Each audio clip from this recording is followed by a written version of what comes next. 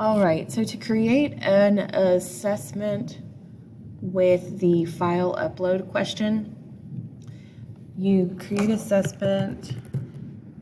You'll need to enter all of the relevant information here. You can keep it disabled until you're ready to launch it. Create a category, all that.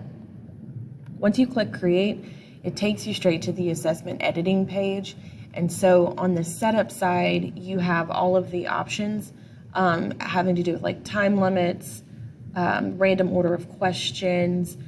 The assessment toolbar has a variety of accessibility features, including like flagging questions, eliminating answer choices.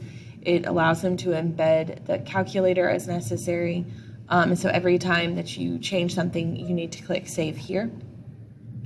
And then if you go to questions, you have all sorts of things. If you add text, then you're adding a page break almost. And if you want to add a file upload where students are able to take a picture and upload their work, you would click file upload right here. You include the directions.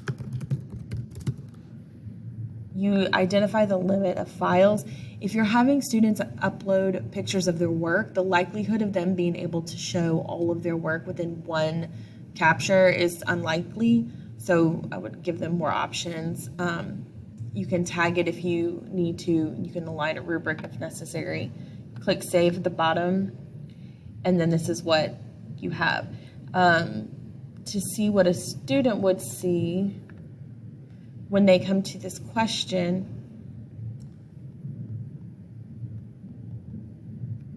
they would be able to click this where it says upload files and then attach it as you would any other file. And that's it.